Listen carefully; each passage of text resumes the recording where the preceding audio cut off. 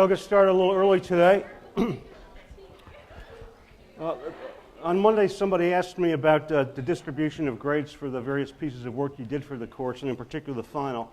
And what we determined was that each of the papers will be worth 30% of your grade. The midterm would be worth 10%. The final worth 15%, and you'll get a 15% grade too for the participatory work you did in section. So, anybody unclear about that? Okay. This is the first apple I got in my career. I'm so proud. So we're at the end of the line here. The last class at the end of a terrifically busy semester of reading literature. And I want to look back over the semester by considering one primary term that we've been using to characterize the literature we read, and that word is modern. What is modern literature, and when does it begin, and when does it end, if at all? So in fact, the word modern exists in English from the 13th century. The critical theorist Jürgen Habermas, in an essay called Modernity, an Incomplete Project, he points out that the word actually goes back to the 5th century. There's a Latin word, modernus, which means of the time or of the mode.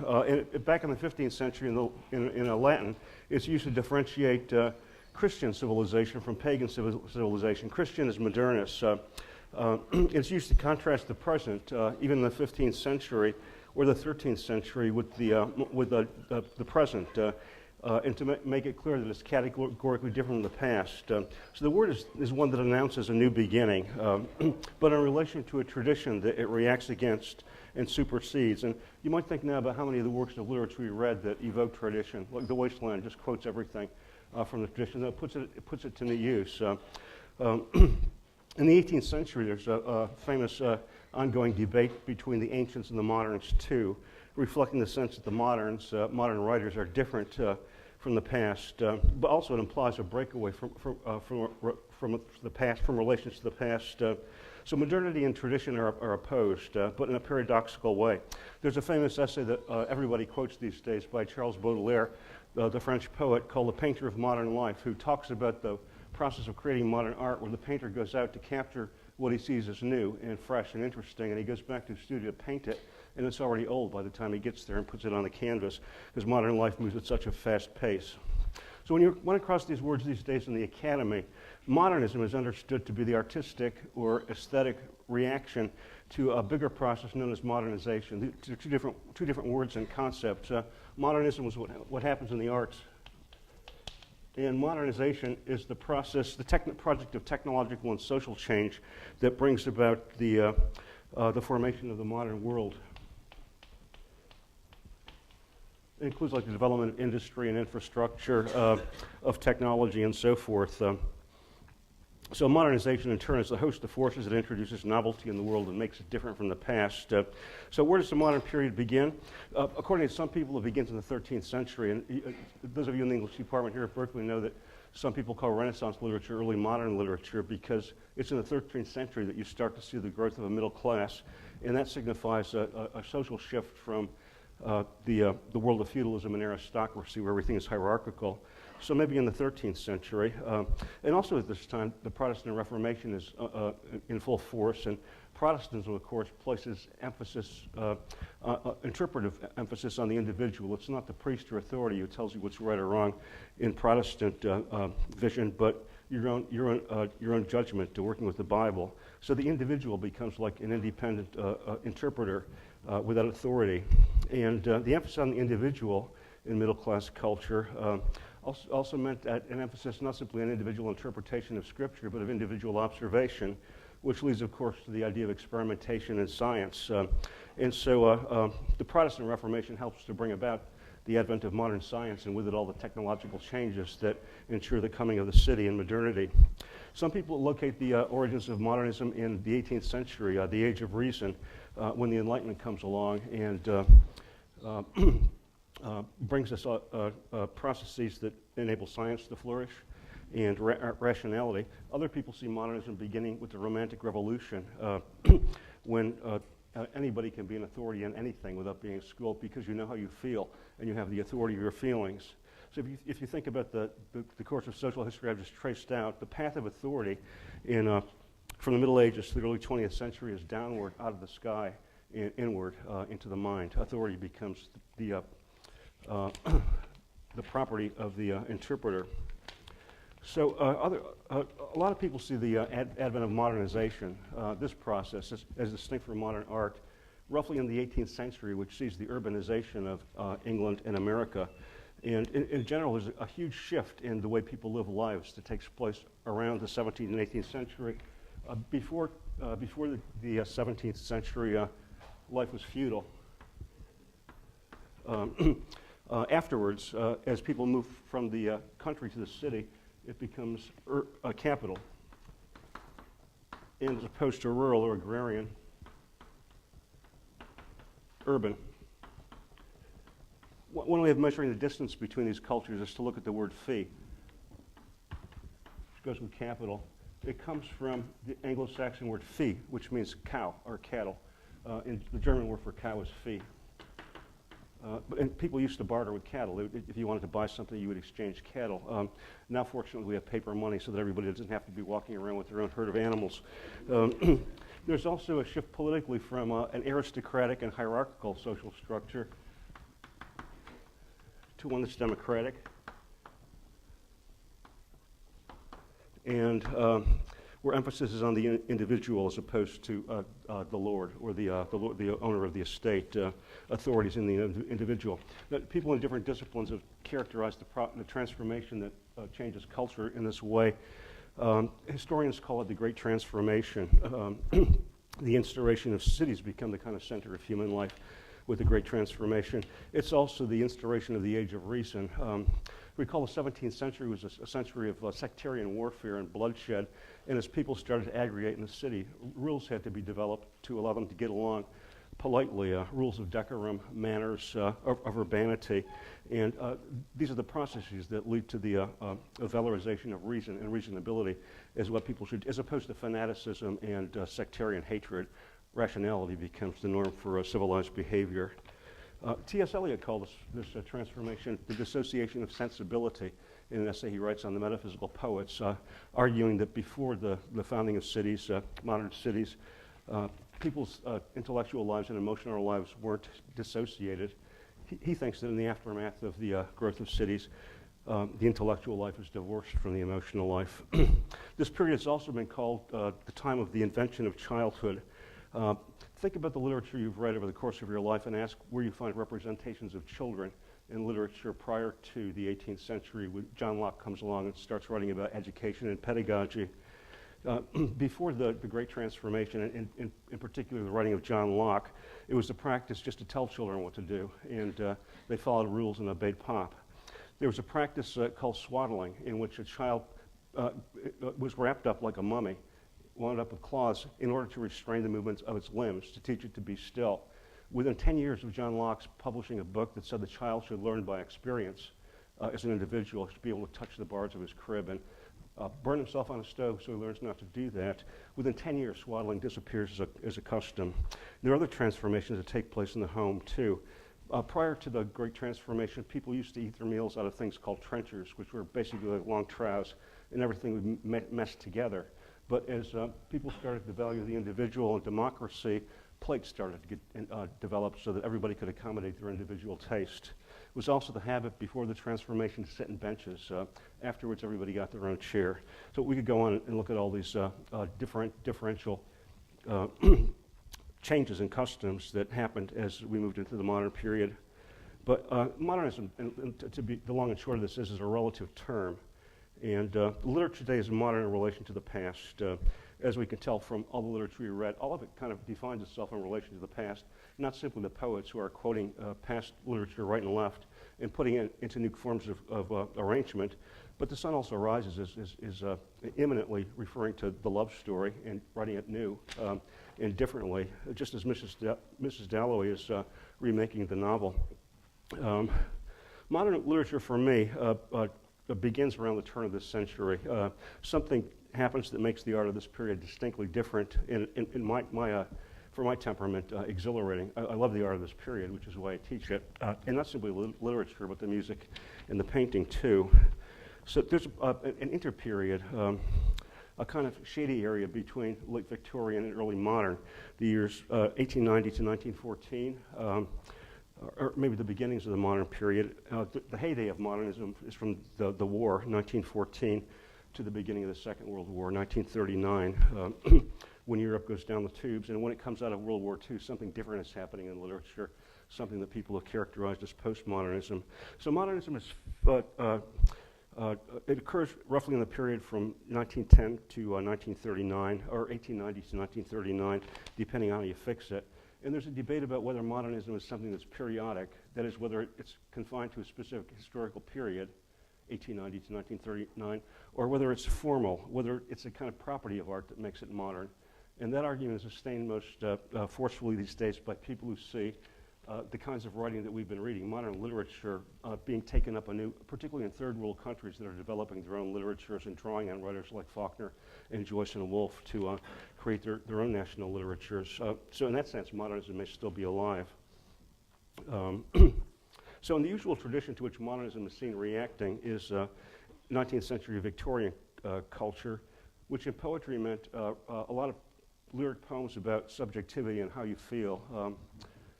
Geez, wander down Telegraph Avenue and buy a book of poems from somebody who's selling poems, and you'll find lots of poems that begin with the word I and then some feeling. That kind of writing became embarrassing by the end of the 19th century, which explains why Eliot and Pound turned to a form of impersonal verse. In the novel, the dominant form of practice was realism or naturalism, which implied a kind of transparency between language and the world that's depicted by language. In the realistic novel, it's like the language is an instrument that's pointing to a reality that's there and behind the words, but the language is there just to point you to something that's more important. It's the language of science that informs realism and allows us to think of language actually mapping the real world and describing it. So, and also, to go back to the origins of Protestantism, one of the things that Luther's insistence that the individual interpreted the Bible meant was that people had to be able to read it, and that meant the development of dictionaries and reference works, and also reading practices. That in Luther's case, he suggested that you read the scripture for its Eindeutigkeit. Ein means one. Deutigkeit means meaning. The English word would be something like univocality. That is, you try to attach a single meaning to every word or to everything in the Bible and get it right instead of being allegorical and performing the kinds of operations that the church did to justify its hierarchy. So in the 20th century, by contrast, literature undergoes what Nietzsche called a linguistic turn, a revolution in the study of linguistics and language, in which language is regarded now as not transparent, not as an instrument that's pointing toward a reality that's always there, but as something that's arbitrary and man-made, and that has an arbitrary relation to things. What's the relation of the word tree to the thing that we see when we go outside there? Is there something inherent in the tree that makes it want to start with a word that begins with T? Or is it just artificial? The sense is that it's artificial, and that these words are arbitrary concepts. And that has profound effects, because think about the meaning of the word human. Does it have a single meaning? The word human has been used throughout history to justify genocide, because all you have to do is say that one culture of people don't behave humanly. They have savage customs, they practice cannibalism, or they don't go to church, so they're not human, they're savage. So words have a profound effect on how we look at reality, and 20th century literature is aware of that. And so I would say that the first of the many shared properties in the literature that we read is a kind of aesthetic self-reflexiveness or reflection. All the writers we've read make their own media, which is words and language and storytelling. Part of their subject, the objects of study, the language itself is part of the story. And that happens because art and language are not merely reflectors of a given reality in the 20th century. Words are seen to create reality. Maybe you can see that most clearly in Absalom, where by the end of the book, given just a few scraps of stories and narratives, Quentin and Shreve are inventing a whole history of the 19th century in the South, just out of stories and fabrications. Or think about James. The characters in James are not always talking about real-world events. There's a lot of talk about talk, and you cannot avoid looking at James's style. You can't read that story and just pretend the style's not there. It's impossible with Henry James. Instead, you have to pay attention to the way the language is working and see how it clarifies Marcher's fate, for instance, at the same time that it's concealing and hiding and evading, it's showing us how the stories that people tell each other hide and evade as much as they conceal. At the heart of that story, we have the characters saying things like, "What do you mean?" And she says, "You know what I mean." And he says, "I think I know what you mean." And she says, "I don't think I mean what you think I mean." There's dialogue like that in the story. And then in Faulkner, of course, you cannot just get to the subpens without having to listen to the speakers who tell the stories in their language too. The language is there as part of the story.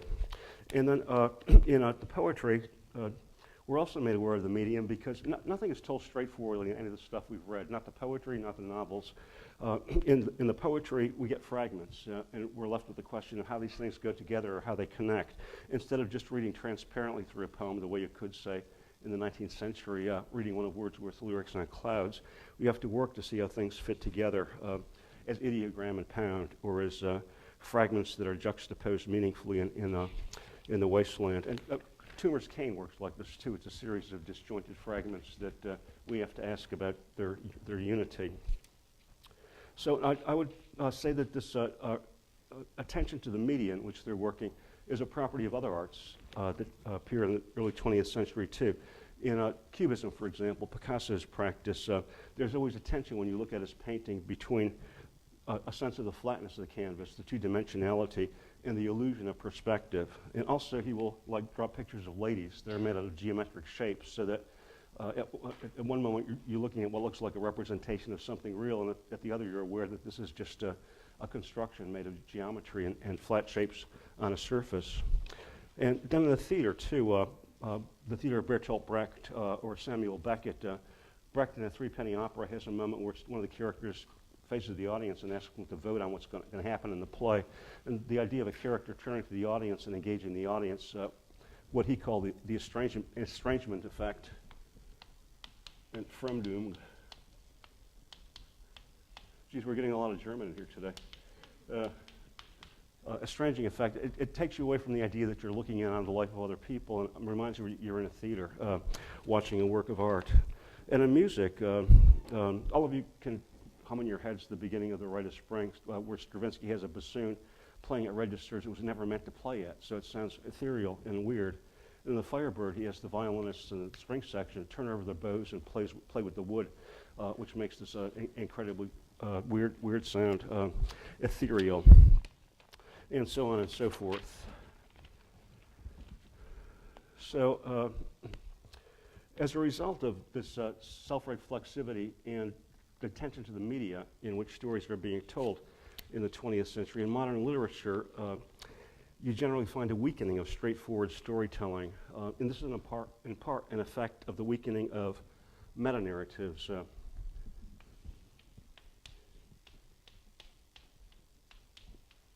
Like metafiction is beyond fiction, meta-narrative is beyond narrative. Meta-narrative is a term that's used in current theory for the big stories that explain everything, like the Judeo-Christian story, which tells us that if we're good and kind and self-sacrificial, we'll end up happy and in heaven. Or the story of 19th century science, which says that the mind can conquer nature and manage it, and we're progressing and everything's getting better and easier and more perfect. Or the indoctrinated story of middle-class success, which are told, don't give up on your dreams. If you believe in yourself and work for what you want, you'll get it. You always hear that story from the people who get it. You never hear it from the people who don't. There are a lot of those people, too. They had dreams and they worked hard and got nowhere. So in the 20th century, these meta-narratives, or these all-encompassing explanations for how the world works, lose their hold. In a place of clear storytelling, you get things like juxtaposition and montage, the putting together of discontinuities and fragments in the poetry, or contradictory stories in the novels, stories that efface each other or contradict.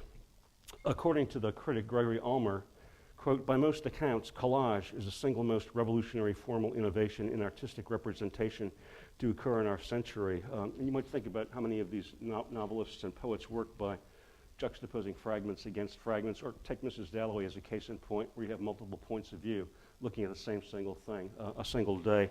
And some of those points of view, like Septimus's and Mrs. Dalloway's, are in utter conflict. So we've read some epic poems, The Wasteland and the cantos, which have a large sweep but don't have a kind of narrative continuity or coherence. Things are put together in ways that suggest new unities, or that build fragment against fragment, as in the ideogram, or in Eliot's use of fragments, or in Picasso. I think I pointed out in the lecture on William Carlos Williams his construction of a bull's head from a bicycle. He took the bicycle seat for the head and the handlebars for the horns. And in doing so, he evoked two pasts, two cultures, as Eliot does in The Wasteland by juxtaposing 20th century life against the life of the past.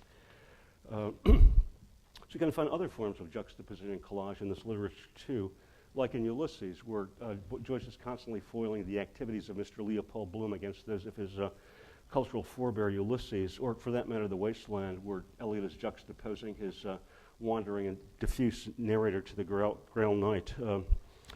So in Woolf, Faulkner, and Hemingway, we get multiple points of view on one day in Mrs. Dalloway, on one man and family in Faulkner, and on a community in Hemingway, but no one point of view captures the whole story. Some of these novels are like looking at a mobile, where say Absalom, where you have different characters all kind of hovering around the same center, but none of them ever kind of getting there. So as a consequence, modern literature has been seen as a literature of paradox, ambiguity, and uncertainty. The realistic novel, crudely put, gives you the point of view of a character who learns how to adjust and fit into the world around him, usually middle-class society. It shows you what a well-managed or a badly managed life will get you, so that most of most novels in the realistic genre will end up with somebody getting married, or discovering that they're really a noble person, or getting a great job or position, or else, this is the middle class, or else if the character is a female, she gets a husband at the end and marries, or complement to that kind of novel is a novel that shows you how to botch your life in middle-class society. And in that story, somebody ends up in prison. Crime and Punishment, for example. You kill somebody, you go to prison, and you don't end up assimilated to middle-class life. So the realistic novel is, in some sense, how to survive in the world of middle-class reality. One of my colleagues, D.A. Miller, has a great book called The Novel and the Police, which talks about the novel as a kind of policing institution. Father would bring it home in the 19th century and read it to the family in front of the fireplace, and it would tell you what you could get away with and what you couldn't. So in Jane Eyre, for example, you learn just how vociferous and aggressive a woman can be without getting shut up, because if you scream too loudly, like Rochester's first wife, you get shut up. But if you're angry like Jane, then you can get married. So it was kind of guidebook for a woman in the middle of the 19th century. So in a modern lit, though, in modern literature, though, with the collapse of meta-narratives, whether they're religion or science or omniscience, it's not clear if successful entry into the middle class is a good or bad thing. Think about Sutton's story. He got the American dream, and it turned out to kick him in the ass and be the American nightmare because of the way he got it and the people he hurt on his way to the top. So the same thing happens in Great Gatsby. He gets it in the end too. So it's not clear if making look at marriages in Faulkner or in Mrs. Dalloway for that example, if getting married or acquiring a job is a good thing. And think about the end of Mrs. Dalloway for that matter. Is it a happy ending or a sad one? Has she sold out, and or has she reached paradise? Maybe some of both. And in Bloom, in Ulysses, is Bloom a modern-day equivalent of Ulysses, or he's just a kind of impotent sad sack? And in general, think back over the male characters we've read about in this literature, in James and Eliot and Hemingway and Joyce. The modern male is impotent and weak in comparison to his predecessor because all the stable kinds of categories of gendered behavior have collapsed, and especially in the aftermath of World War I, where the idea of male as a hero just got decimated. So Another property of modern art, corollary to its pursuit of paradox and ambiguity, its portrayal of it breaks away from the portrayal of an integrated and individual subject. In the 19th century novel, the hero or heroine is the master or mistress of his own fate. He or she struggles with adversity, difficult people, and either triumphs or fails. But the implication is that the individual is the master of his fate and has control of his life. And you might think about Walt Whitman in this regard, very confidently in command of what he's going to do and doing it well. In the 20th century, by contrast, heroes and heroines are conflict-riddled and often self-sabotaging. Freud had taught most of these writers that no one really knows himself fully. In this regard, you might think of The Secret Sharer, where we learned that half of our attention is somewhere below the deck in an underworld that no one else sees. And we see this in Joyce as well, and even in Hemingway, where immense attention is given to keeping control of things, and that suggests that there are hidden things that need to be controlled, and that, of course, we want to look for once we see that an attempt is being made to not talk about them. And Faulkner shows us that our most committed, calculated, and deliberate actions, Sutphen's grand design, has vast unintended consequences that can't be foreseen. So setting out to achieve his design also releases the forces that come back for retribution and revenge and to seal his destiny. And then in Woolf, I think we see that people aren't really individuals, discrete and apart from each other, but exist in relations and of dependency. Everybody depends on everybody else in an integrated society. So it leads to a new model of being, I think, in the 20th century too, as opposed to the kind of self-contained, autonomous, self-governing individual that's at the heart of the realistic novel. Instead, we find 20th century heroes and heroines who are split subjects. They have divided minds, and part of what makes up their minds is not native to them. It's the language that they work with, in which these writers are self-conscious. So at the same time that we see all these destabilizing tendencies in modern art, there's an opposite tendency according to which, in some views, the deep structure of reality is still knowable or intellectually and culturally penetrable. So the process of uncovering or penetrating, moving beneath the surface and interpreting is felt, at least theoretically, to reveal or approach some essential sense of the world. Think of all the places in the literature we read where people talk about apocalypse. In The Second Coming, Yeats's poem, Closing Time in the Wasteland, it's closing time, or Elijah's coming in Ulysses. There's this, I think these emphasis on the apocalypse, which means taking the cover off of things, more etymology. The Greek word kalyptine means to cover or hide. And something that covers really well is eucalyptine, eucalyptus. Apocalypse means taking the cover off and showing the real fabric of things. You get the sense that just one more trip through Absalom, conflating facts and cross-referencing details will put you a little closer to the truth about Sutpen. And if you read it a fourth time, even a little closer and closer, so that you approach something that seems real. Just as one more reading of Mrs. Dalloway would get you closer to the heart of the moment that she's portraying in giving us this one day. Or in Pound or Eliot or Joyce, you get the sense that if you just penetrate the clutter of everyday life, you can get to the bottom of something that's accessible and real. Maybe the mythic consciousness that Eliot evokes in The Wasteland, or the unconscious, which for a brief period at the beginning of the 20th century becomes a new meta-narrative, something that can explain everything, at least for a while. At the same time, you get a clear sense that the process of understanding in high modernism art is unstoppable and never-ending. There's no amount to the interpretation you can do to any of the stuff we've read. Interpretation just goes on as long as a life does. And I wish we could have read all of Ulysses in this class. It's the greatest novel. But at one point, one of the characters tells a parable called the Pisgah side of Palestine.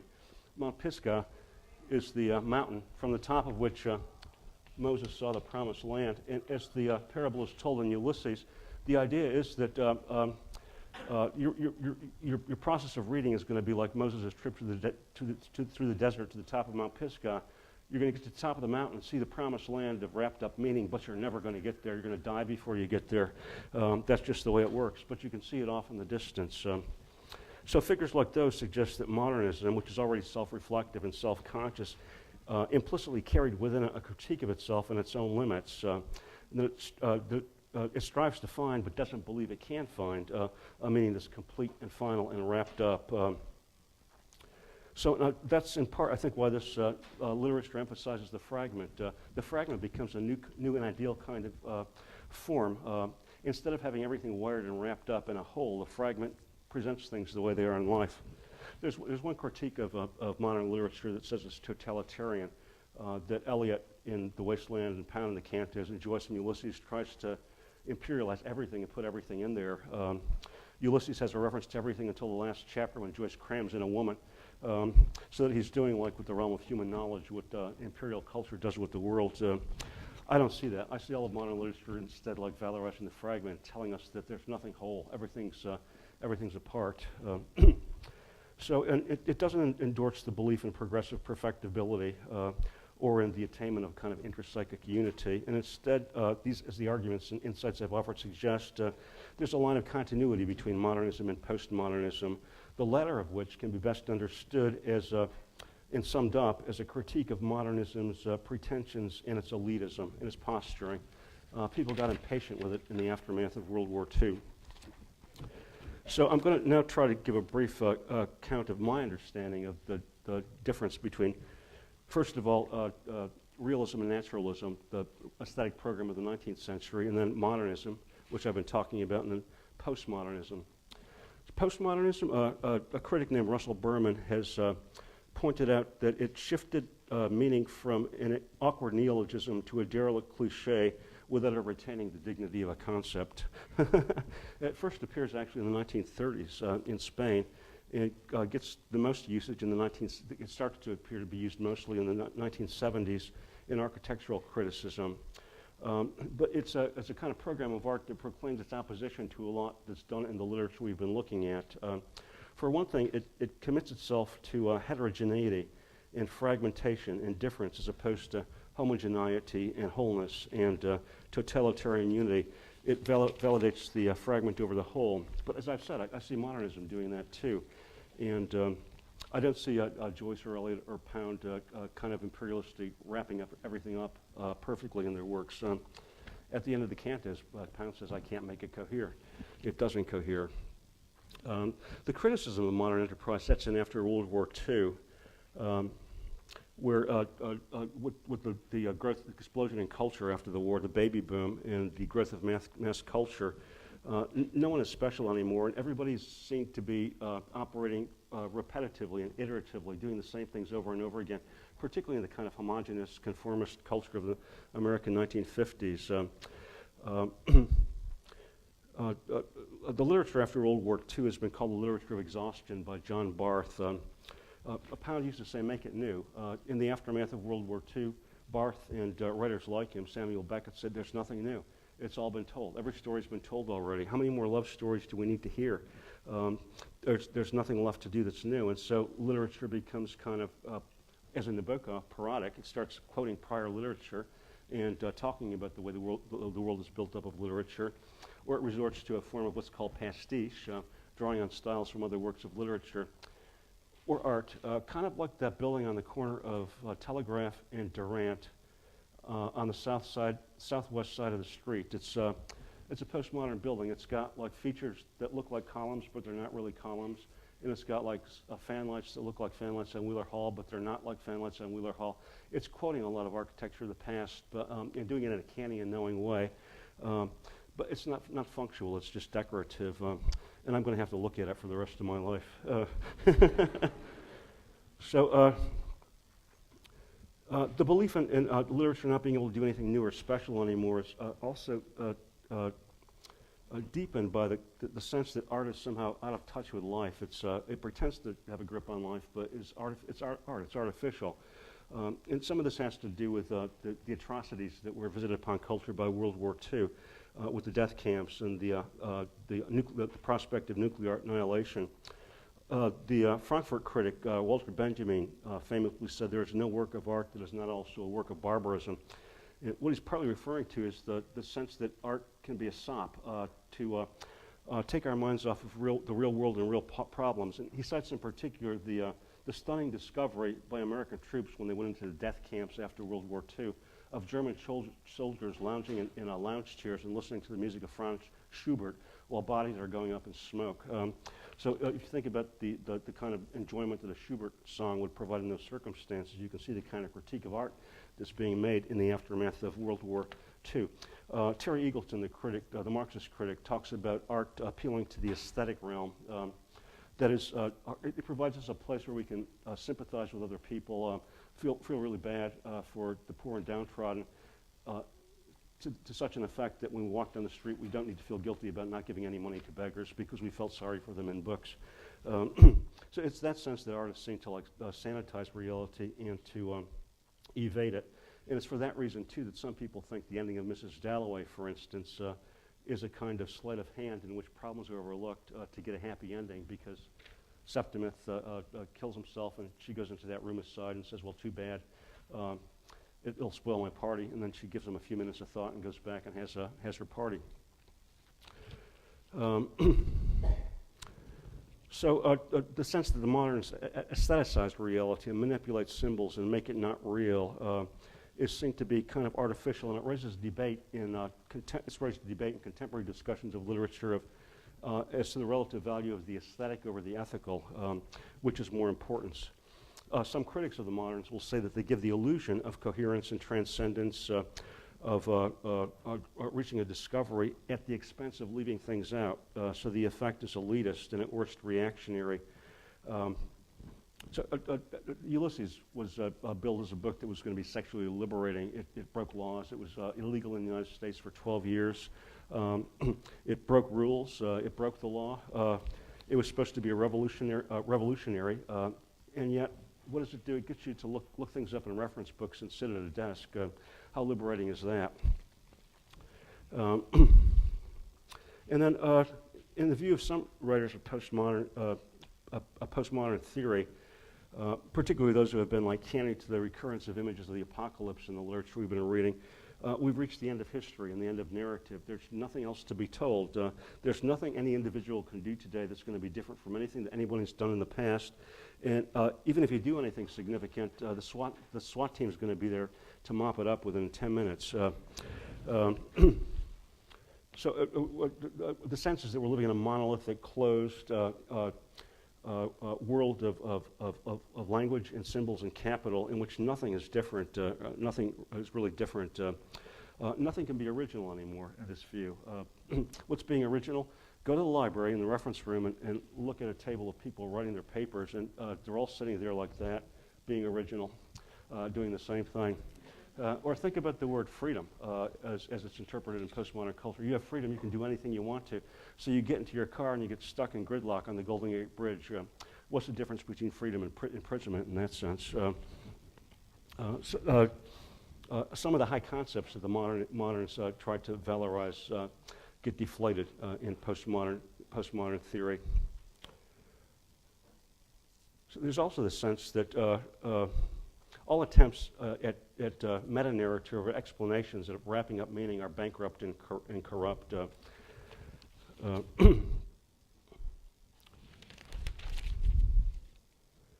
So postmodernism also, it claims to dissolve the artificial and arbitrary boundaries that separate high and low culture.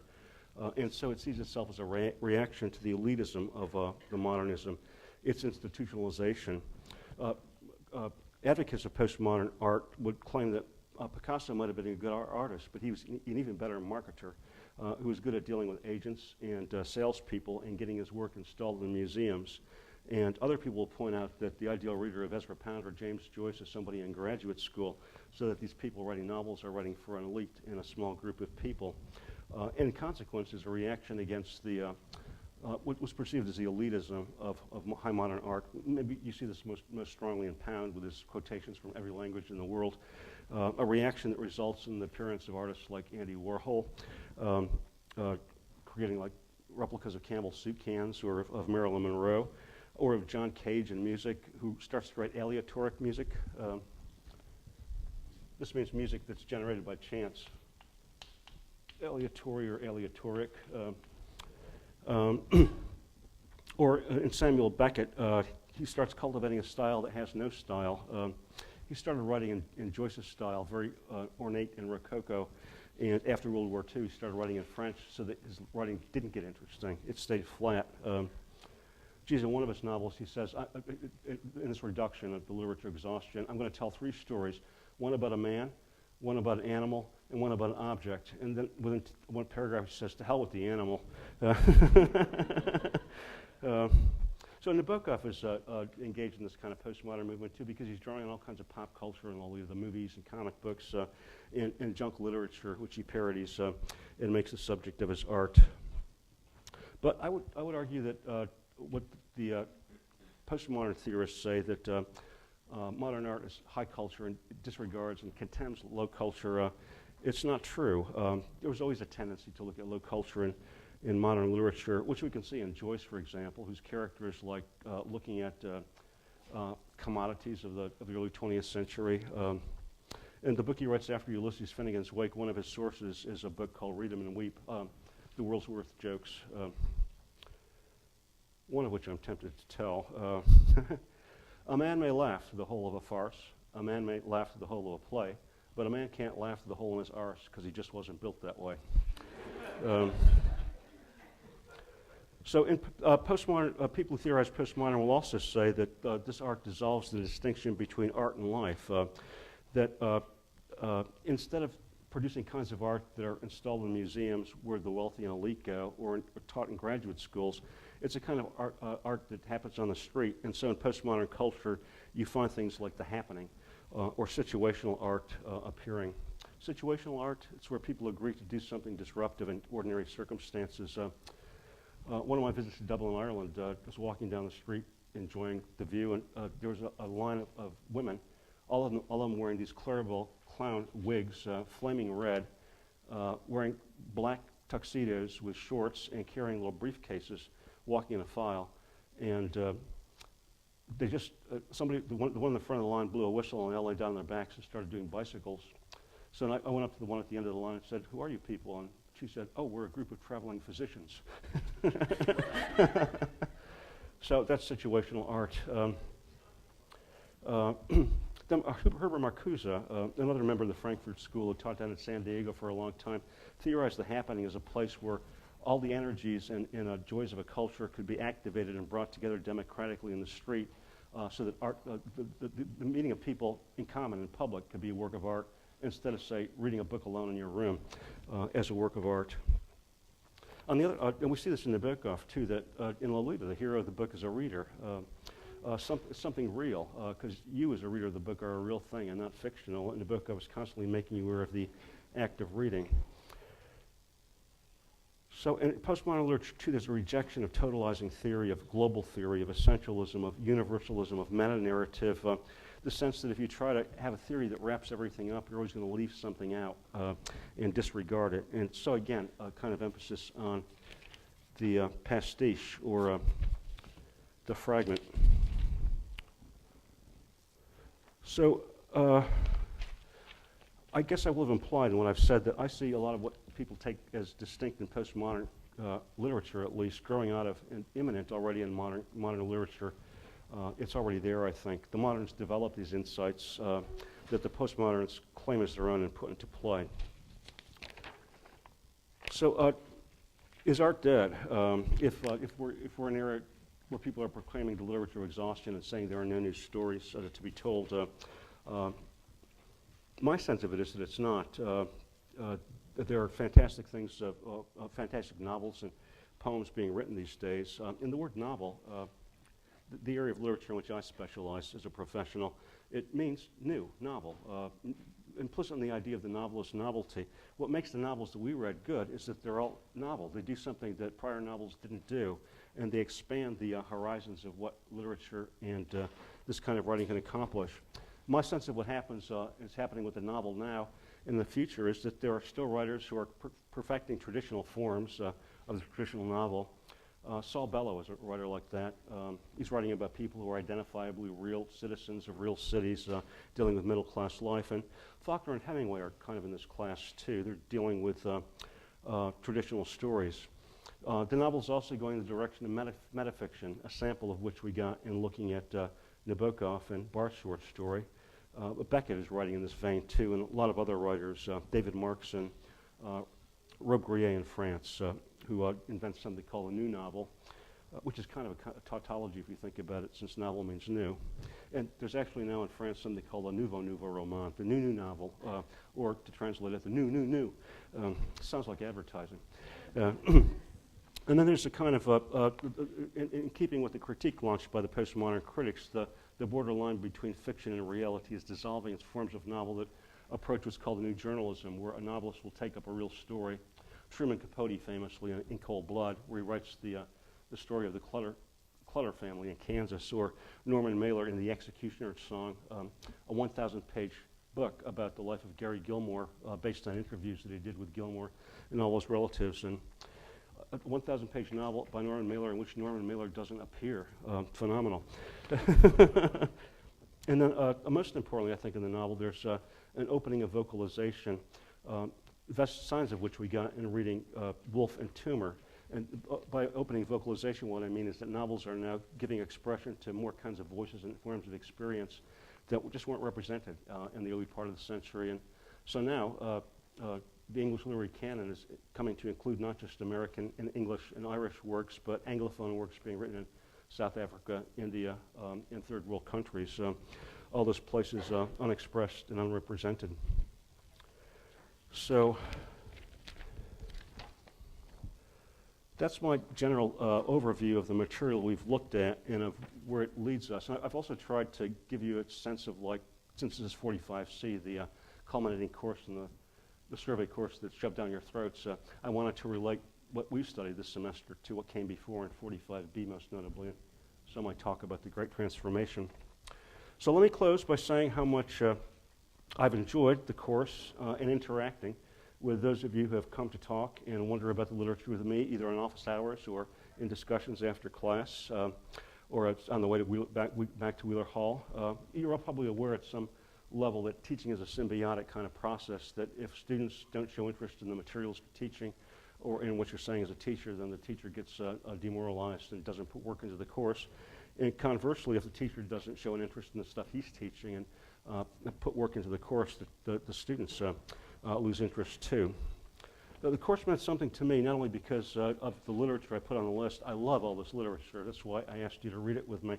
But also because of the dedicated and hardcore group of you who came and attended regularly and who shared their interest in the works with me, and also because of my distinguished and excellent GSIs who have made this course a success.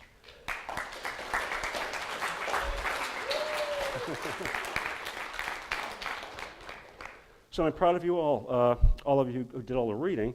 For the work you put into the course, it was a lot of reading, and as you know, a lot of it was just bearish, very difficult to read, but also, I hope, exciting and entertaining and rewarding. And it's my hope further that those of you who enjoyed some of the stuff we read will now go on and explore it further, and with more intensity in some upper division courses that specialize on some of these writers. And I hope that some of you return to it and consult this literature as you move through life and see it deepening. That's my spiel. Thank you for being part of this class.